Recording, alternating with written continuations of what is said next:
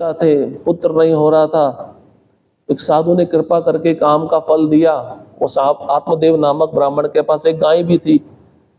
उस आत्मदेव की जो पत्नी थी वो बड़ी दुष्ट थी, कलह करती थी। वो ब्राह्मण ने आम अपनी पत्नी को दिया और कहा कि इसको खा लो, तुम गर्भवती हो जाओगी। पहले के साधुओं में जो वरदान देने की बहुत शक्ति होती थी, आम खाने से कोई गर्भवती हो सकती है, सोचिए। उसने सोचा गर्भवती होंगी, बहुत कष्ट होगा, इतना कष्ट क्या करने का है। तो उस गाय को उसने आम खिला दिया था, सोचिए। अपनी बहन को उसने पटा लिया कि तू गर्भवती बनकर नाटक करने का ढोंग कर। अब गाय को आम खिलाया तो गाय गर्भवती हो गई, उसमें से बच्चा जन्म लिया जिसके कान गाय जैसे थे, इसलिए उनका नाम पड़ा गोकर्ण। गो मतलब गाय, कर्ण मतलब कान। और ये बच्चा जो हुआ दुष्ट, इसका धुंधकारी।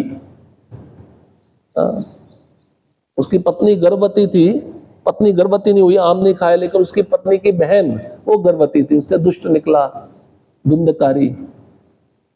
और वो माता पिता की आज्ञा का पालन नहीं करता था, दुष्ट कार्यों में लगा रहता था, गलत संगति में जाकर वेश्याओं के संसर्ग में आ गया, अपना सारा धन वेश्याओं में लुटा देता था। और एक दिन वेश्याओं ने एक प्लान बनाया कि इसके पास बहुत सारा धन है, धन के लिए इसको मार देते हैं। उसको मार दिया। अब मार दिया तो वो गलत काम किया था, तो प्रेत योनि में गया, प्रेत बन के घूम रहा है, भूत बन के घूम रहा है। कल ही एक व्यक्ति आए यूथ क्लास के बाद में मेरे पास, बोले मेरे अंदर आत्महत्या करने के विचार आ रहे हैं, मैं क्या करूं। बोला आत्महत्या करने के बाद व्यक्ति भूत बनता है, तो आपकी जो भौतिक इच्छा पूरी होगी नहीं, फिर आप सूक्ष्म शरीर लेकर उस इच्छा को पूरा करने के लिए सबको डराते रहोगे, सताते रहोगे। अब ये प्रेत योनि बन गया तो इसको गति नहीं हो रही थी। ये रात में आता था अपने भाई के पास, बोलता था मेरा उद्धार करो। बोले मैंने आपके लिए गया में जाकर पिंडदान कर दिया है। बोले अगर 100 जन्मों तक भी आप मेरा पिंडदान करोगे, गया में जाके मेरा उद्धार नहीं होने वाला, क्योंकि मेरे कर्म बहुत पापमय है। क्या किया जाए। बोले आप थोड़ा विश्राम करो, मैं कल सुबह आपको बताता हूँ आपका उद्धार कैसे होगा। तो गांव था, पंचायत बिठाई गई, उसमें पूछा गया भाई क्या किया जाए। कोई प्रेत योनि में जाता है तो उसको बोलो भागवतम श्रवण करना चाहिए। तो प्रेत कैसे भागवतम श्रवण करेगा, प्रेत तो कहीं टिक नहीं सकता है। तो गोकर्ण जी ने उसके लिए बांस का डंडा बनाया, 7 बांस के डंडे बनाए, उसमें छिप के बैठ जा और कथा सुन। कथा सुनने के बाद मनन चिंतन बोल दिया था उसको, पहले मनन चिंतन भी कर, जीवन में उतारने का प्रयास कर। ढिंडोरा पिट गया, गांव में कथा होने वाली है, कथा होने, सब गांव वाले आके बैठ गए। तो प्रेत भी आके बैठता था। पहले दिन की कथा खत्म होती थी तो एक डंडा टूट जाता था और दूसरे डंडे में चला जाता था। प्रेत था, भूत था, किसी को दिखता नहीं था। ऐसे करते करते 7 दिन की कथा समाप्त हुई तो विमान आ गया, वैकुंठ से विमान आ गया। किसको लेने के लिए? धुंधकारी को, जो दुष्ट था। 4 भुजाएं धारण करके वो विमान में बैठ गया। गांव वाले बोले अरे भाई हमारा नंबर भी तो लगना चाहिए, हमने भी तो कथा सुनी है। तो विष्णु पार्षदों ने बोला भाई आप कथा सुनी आपने भी, लेकिन मनन चिंतन नहीं किया, इसलिए आप जाने के अधिकारी नहीं हो वैकुंठ में। इसलिए आपको यहीं पे रहना पड़ेगा। मनन चिंतन निधि ध्यासन धुंधकारी ने किया, इसलिए हम इसको लेके जाएंगे। तो फिर एक और कथा रखवाई गई, उसमें बोला गया अब मनन भी करना है, चिंतन भी करना है, सब करना है। सारे गांव वालों ने कथा सुनने के बाद जब घर जाते थे तो मनन चिंतन करते थे, आज मैंने क्या सुना, इससे नोट्स बनाने चाहिए। किसी का मेमोरी शार्प है, जिसको नोट्स बनाने की जरूरत है तो अपने माइंड में वो नोट्स रख सकता है, उसका चिंतन कर सकता है, उसको मैं जीवन में कैसे उतारूं। ये श्रवण तभी लाभदायक होता है, इसलिए श्रवण की महिमा है। भक्तों को सभा में आके भगवत कथा की चर्चा करनी चाहिए और कोई चर्चा नहीं करनी चाहिए। आजकल निंदा की चर्चा होती है, तो निंदा किसी की होती है तो हमारे कान एकदम खड़े हो जाते हैं। कहीं से भी हमें जैसे दूध जलता है ना, थोड़ी बहुत महक आने लगती है, वैसे किसी की निंदा हो रही पता चल जाता है उस स्थान से कहाँ पे निंदा हो रही, तुरंत मन पहुंच जाता है सुनने के लिए। ये अपराध है बहुत बड़ा, नहीं करना चाहिए। इसलिए यहाँ पे देखिए शौनक आदि ऋषि सुत गोस्वामी को कह रहे हैं आप हमें कथा सुना रहे हो, आप ही समझा सकते हो, इसलिए हम बहुत उत्सुक है सुनने के लिए। आप हमें हरि कथा सुनाइए। उस सभा में भगवान की कथा ही होनी चाहिए जहां भक्त आके बैठते हैं। भागवतम में 2 संग बताए हैं, एक कौवे का संग, एक किसका संग? हंस। कौवा काला होता है, हंस सफेद होता है। तो सफेद वस्तु अच्छी दिखती है ना। आजकल तो इस्कॉन में कोई गोरी चमड़ी वाला आ जाए तो तुरंत मन आकर्षित हो जाता है। काले वाले से आकर्षित नहीं होगा, नीग्रो है, अफ्रीकन है। तो हंस कहाँ रहते हैं? स्वच्छ पानी में, जहां कमल खिलते हैं। कमल के डंठल के साथ वो हंस खेलते रहते हैं। कमल में जो मद होता है उसका आनंद लेते हैं। तो कमल क्या है? भगवान के चरण कमल। और जो मद क्या है जो उस कमल में से निकल रहा है? भगवान का नाम रूप गुण लीला। हंस कौन है? वो भक्त है जो आपस में रहकर भगवान के नाम रूप गुण लीला की चर्चा करते हैं। और कौवे कहाँ बैठते हैं? गंदगी, जहां कूड़ा है, जहां कचरा है, वहां पे जाके कौवे बैठते हैं और उसमें से चुनते हैं क्या खाने की चीज है। सोचिए आप। तो हमें कौवा नहीं बनना है, भक्तों के समाज में आकर हंस बनना है। हंस सफेद होते हैं ना, इसलिए आपने सफेद कपड़े पहने हुए हैं। इसलिए आपको रूपक को ध्यान पूर्वक श्रवण करके अपने जीवन में उतारना चाहिए। हंस भी सफेद ही होता है। इसलिए प्रभुपाद जी तात्पर्य के अंतिम पंक्ति में लिखे, हंस किसमें निपुण होता है? किसमें निपुण होता है? बताओ बताओ। दूध और पानी को मिक्स करके दिया जाए तो हंस क्या करता है? दूध पी लेगा, पानी छोड़ देगा। बुरी में से कोई अच्छी वस्तु मिल रही है उसको स्वीकार कर लेना चाहिए, बुरी वस्तु छोड़ देनी चाहिए। ऐसा नहीं बुरी वस्तु लेके आ गए, अच्छी वस्तु छोड़ दिया। चाणक्य पंडित क्या कहते हैं? यही कहते हैं। चाणक्य पंडित कहते हैं निम्न कुल की स्त्री में अच्छे गुण दिख रहे हैं उसको स्वीकार कर लेना चाहिए। मल में से अगर सोना मिल रहा है तो सोने को स्वीकार करके मल को त्याग देना चाहिए। समझ रहे हैं? संसार में सब कुछ बुरा है लेकिन उन बुरी चीजों में कुछ अच्छाई भी तो होगी ना। तो इसका मतलब क्या है? भक्तों में दोष है लेकिन अच्छाई भी तो है ना, उन अच्छाई को देखना चाहिए हमें। हमारा प्रॉब्लम क्या रहता है? कौवे की तरह दोषों को देखना क्या अपराध माना गया है। कौवे की एक आंख होती है, पता है?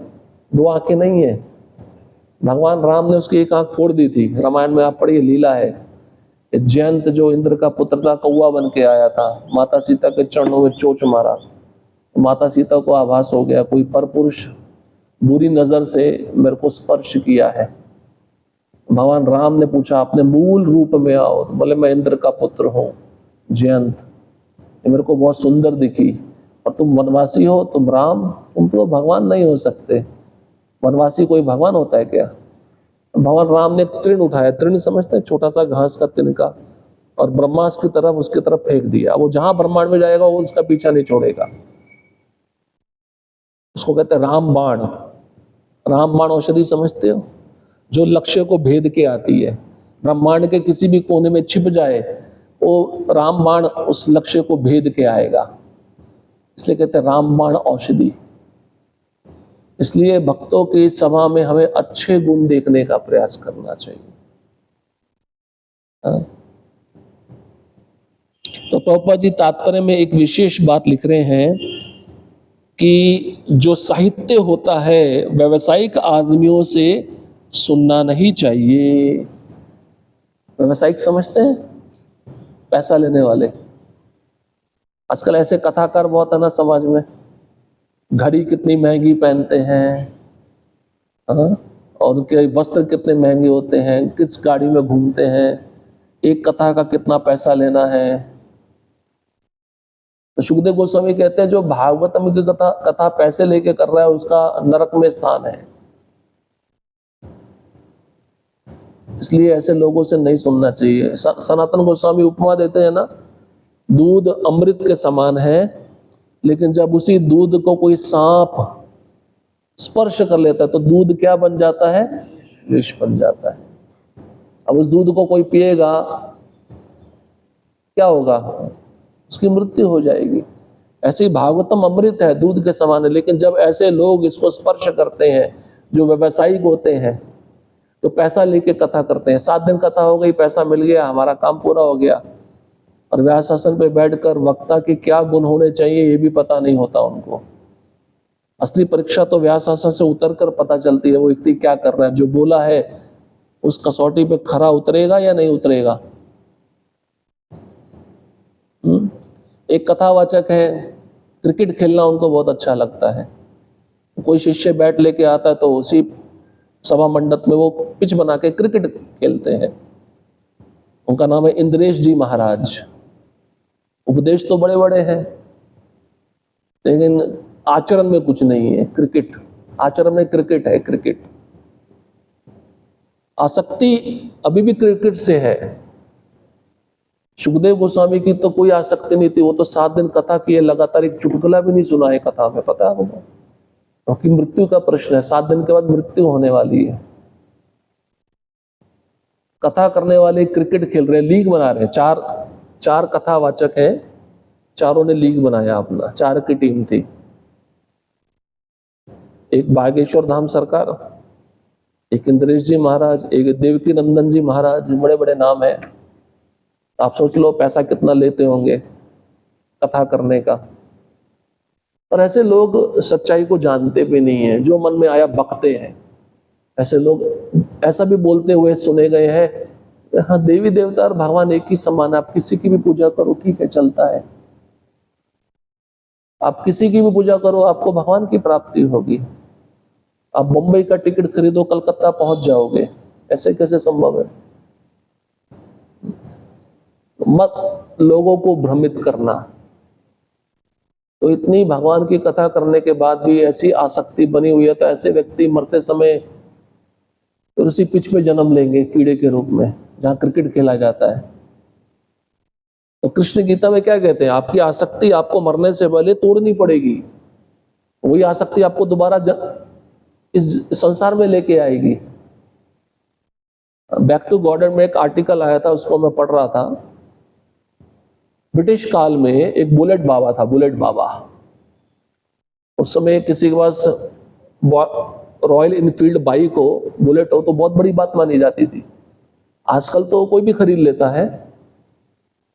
उस समय एक साधु ने बुलेट खरीदी थी, उसको बुलेट बहुत अच्छी लगती थी। बुलेट पे बैठ के वो पूरे भारत का भ्रमण करता था। अचानक क्या हुआ, एक घाट आया, घाट में एक पेड़ था, उसको नहीं दिखा, पेड़ से उसका बुलेट टकरा गया, उसकी मृत्यु हो गई। तो साधु की, उस बाबा की मृत्यु हो गई। अब बुलेट वहीं पे था, रॉयल इनफील्ड। अब पुलिस आई, पुलिस ने देखा एक्सीडेंट है, तो ठीक है। अब बुलेट लिया, पुलिस ने क्या किया, बुलेट पुलिस स्टेशन में जाके लगा दिया। अब अगले दिन सुबह हुई तो वहां पे बुलेट नहीं था। बुलेट उसी स्थान पे था जहां पे वो साधु मरा था। बुलेट वहां पे कैसे चली गई? आश्चर्य की बात, पुलिस वाले बोले ठीक है, किसी ने चोरी की होगी। तो पुलिस वाले फिर उस बुलेट को लाए और अब उसको पुलिस स्टेशन में चेन से बांध दिया, उस बुलेट को। उसमें पेट्रोल भी नहीं था। अगले दिन सुबह देखा, फिर बुलेट गायब। उसमें पेट्रोल पूरा भरा हुआ है, कहां पे मिली? उसी जगह पे मिली जहां साधु मरा था। चेन को किसने खोल दिया, पेट्रोल किसने डाल दिया? ऐसे कैसे संभव है? तो पता चला वो जो बाबा था उसका बुलेट के प्रति आसक्ति हो गया था और रात में भूत बन के बुलेट चलाता था। और रात में कोई दिखे, बुलेट चल रही है लेकिन ऊपर कोई बैठा नहीं है, कैसा लगेगा आपको? सच में बात है। और बाद में उसी घाट के पास उस बाबा का मंदिर बना दिया गया, बुलेट बाबा मंदिर। आज भी वो मंदिर है जयपुर में। और कहते हैं कि अगर उस बाबा से बिना आशीर्वाद लिए कोई घाट में जाता है तो उसकी मृत्यु हो जाती है। हुआ भी है। बुलेट बाबा आशीर्वाद देते हैं, मेरा दर्शन करो, मेरा दर्शन करने के बाद तुम्हारी मृत्यु नहीं होगी, तुम्हारा एक्सीडेंट नहीं होगा। आसक्ति उसी बुलेट में थी। उस बुलेट को वहीं पे रखा है, उसको हार चढ़ाया जाता है। बुलेट का मंदिर है। ये भारत में ही हो सकता है और कहीं नहीं हो सकता। रजनीकांत का मंदिर, सचिन तेंदुलकर का मंदिर भारत में ही मिलेंगे। तमोगुनी उपासना। जो मनुष्य को भगवान मानकर पूजता है, तमोगुनी उपासना, आसक्ति, ये हमको खींच के लाएगी इस संसार में। जम यम वापि स्मरण भावम तजन तंते कलेवरम तम तम व्यतिखौन्त्या सदा तद भाव भाविता। मृत्यु के समय जो स्मरण होगा तुम उसी के पास जाओगे। मोबाइल से बड़ी आसक्ति रहती है, सुबह उठते मोबाइल देखना है, मृत्यु हो गई मोबाइल का चिंतन करते करते, तो मोबाइल उसी जगह पे मिलेगा जहां मृत्यु हुई है, तो बार बार मोबाइल वहीं पे मिलेगा। ऐसे वाले वो आत्मा मोबाइल को लेके घूम रही है, उसमें व्हाट्सएप मैसेज देख रही है, आज क्या मैसेज आया। प्रभुपाद जी एक लेक्चर में कहते हैं कि सुई की नोक जितनी भी आसक्ति, भौतिक आसक्ति अगर इस संसार में किसी जीव की रह गई तो उसको दोबारा जन्म लेना पड़ेगा। सुई की नोक जितनी आसक्ति। इसलिए भगवान की कथा में अपने मन को लगाना चाहिए। बहुत सारे भक्त ऐसे हैं जो भगवान की कथा को सुनकर भगवान को प्राप्त कर लिए, भगवान को देखे नहीं थे लेकिन श्रवण के माध्यम से उन्होंने भगवान को देखा। श्रवणम विधि बहुत पावरफुल है, बहुत शक्तिशाली है। एक लीला मैं हमेशा बताता रहता हूं। भक्ति सिद्धांत महाराज के एक शिष्य प्रभुपाद जी अपने गुरु भाई का वर्णन लेक्चर में करते हैं। बोले तब वो दीक्षा नहीं लिए थे, पहली बार कटक में जब भक्ति सिद्धांत महाराज कथा कर रहे थे उसमें आके बैठ गए। तो उन्होंने कथा सुनी। कथा सुनकर एक शुद्ध भक्त के मुख से तुरंत उनके मन में आकर्षण पैदा हो गया, मैं इनको गुरु बनाना चाहता हूं, मैं इनका शिष्य बनना चाहता हूं। तो तुरंत वो भक्ति सिद्धांत महाराज के पास में गए, प्रणाम कर दिया और बोले मुझे दीक्षा चाहिए। पहले ही दिन, सोचिए आप, इतनी निष्ठा एक बार में कथा सुनने पर। तो भक्ति सिद्धांत महाराज पूछे आप क्या करते हो, आपका नाम क्या है? तो उस व्यक्ति ने सच बोला। अभी गुरु बनाने जा रहे तो झूठ नहीं बोल सकते ना। आजकल तो शिष्य लोग बहुत झूठ बोलते हैं, साधना कार्ड झूठा भर के दे देते हैं काउंसलर को, बुक डिस्ट्रीब्यूशन इतना हुआ तो इतना बढ़ा के बोल देते हैं, कलेक्शन इतना हुआ 10 गुना ज्यादा बता देते हैं कलेक्शन इतना हुआ। ये प्रामाणिक थे, उन्होंने बोला मेरा नाम ये है। और लोग तो संसार में अलग अलग विषयों पे पीएचडी करते हैं, डॉक्टरेट करते हैं। मैंने नशीले पदार्थों में पीएचडी की है, नशीली पदार्थों में। इसका मतलब क्या है कि मैं गांजा, चरस, अफीम, तंबाकू, सिगरेट, शराब सब पीता हूँ। कोई ऐसा पदार्थ है जो मैंने ना छोड़ा हो, और अभी भी मेरे जेब में सब नशीले पदार्थ हैं और मैं आपका आश्रय लेने के लिए आया। भक्ति सिद्धांत महाराज बोले कि एक कंडीशन में आपको दीक्षा दूंगा, आपको ये सब चीजें छोड़नी होंगी, अभी के अभी छोड़नी होंगी। अब आप सोचिए, ऐसा व्यक्ति जो सालों साल इन नशीले पदार्थों का सेवन कर रहा है, उसके लिए एकदम से छोड़ना कितना कठिन होगा। तो उसके साथ में जो लोग आए थे वो बोलने लगे अगर आपने एकदम से छोड़ा तो मृत्यु हो सकती है आपके। तो वह व्यक्ति बोलता है अभी नहीं तो कभी नहीं, मैं अभी कभी छोड़ूंगा, चाहे मेरी मृत्यु अभी क्यों ना हो जाए। इसको कहते हैं दृढ़ता। अगर आपने कुछ निर्णय लिया है आध्यात्मिकता में तो उस पर चलो, कठिनाई होगी लेकिन उसको सहन करने का शक्ति गुरु देते हैं, आचार्य देते हैं, परंपरा देती है। पीछे मुड़ के नहीं देखना चाहिए।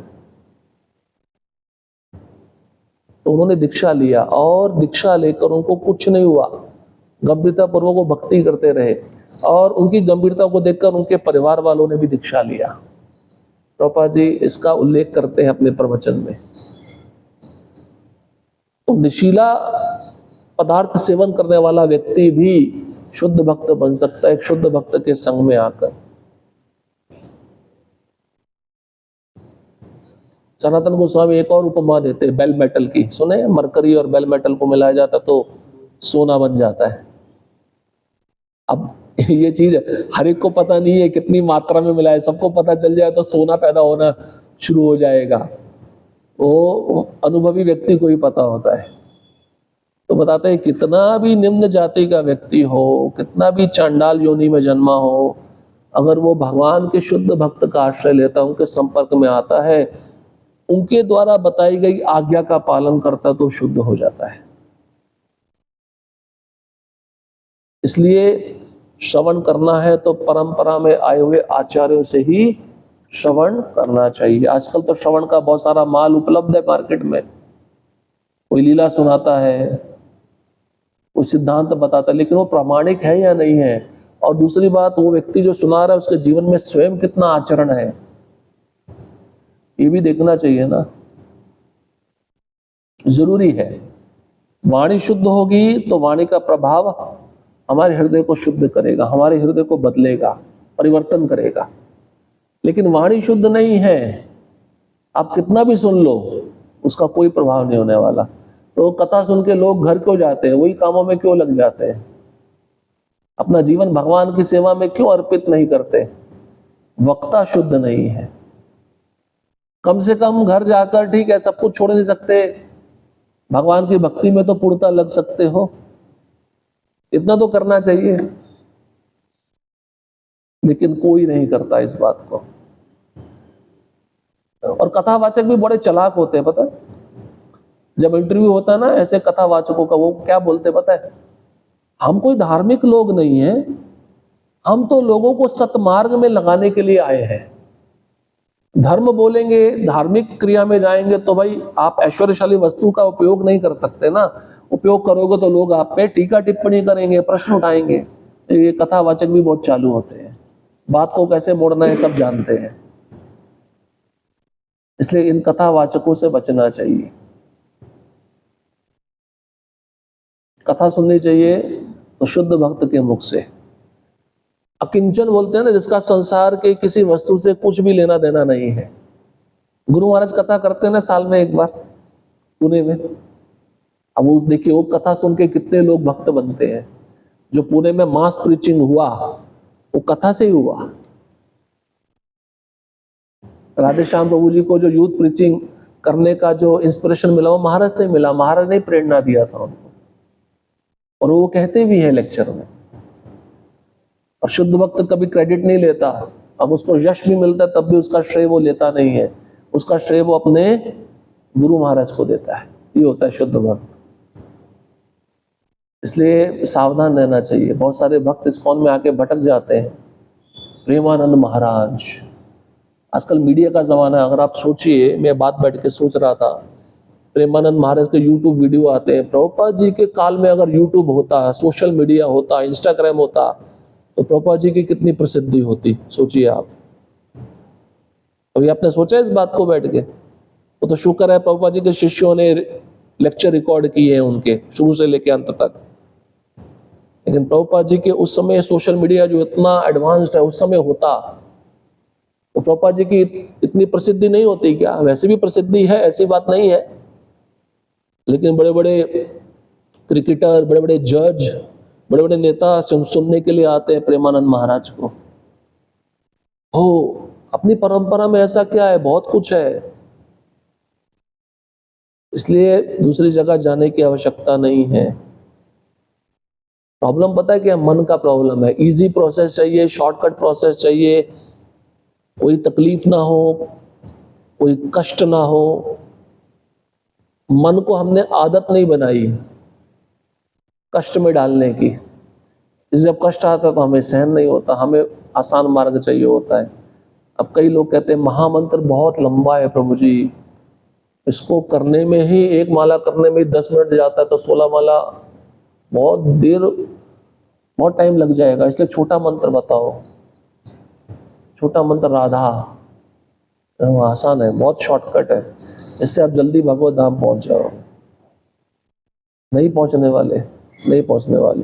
प्रामाणिक तो महामंत्र है, जो स्वयं ब्रह्मा जी ने भी बोला है, स्वयं चैतन्य महाप्रभु जो राधा कृष्ण के युगल रूप है उन्होंने दिया है। प्रामाणिक तो यही महामंत्र है। और गौड़ीय वैष्णव इसी महामंत्र का जप करते हैं। शॉर्टकट से जल्दी सफलता हासिल नहीं होती। लंबा रास्ता है, कष्ट है, सहन करते हुए चलो, मंजिल तक पहुंच जाओगे। लेकिन शॉर्टकट के चक्कर में रहे, वही बात है भाई। मंजिल पे जाना है, पहले माले पे जाना है तो सीढ़ियां 12 हैं। तो 12वीं सीढ़ी पे पहला पाँव रखोगे या पहली सीढ़ी पे पहला पाँव रखोगे? 12वीं पे रखो, देखो मुंह के बल गिरोगे। शॉर्टकट चाहिए। प्रभुपाद जी के बुक्स पढ़ो, भक्ति वेदांत परपट पढ़ो, अमृत है उसमें, अमृत। जो पढ़ेगा वही टिकेगा, जो नहीं पढ़ेगा उसका तो फिर माया कल्याण करेगी। ठीक है। तो सुत गोस्वामी को शौनक आदि ऋषि कह रहे हमको और कथा सुनाइए, हम सुनने के लिए बहुत उत्सुक हैं, इसलिए आप हमें कथा सुनाएंगे, हमारा मन भगवान के नाम रूप गुण लीला में और रमता जाएगा। इसलिए भक्तों के संग में कथा ही होनी चाहिए। ठीक है। हरे कृष्णा कृष्णा कृष्णा हरे हरे, हरे राम राम राम हरे हरे। किसी का कोई प्रश्न?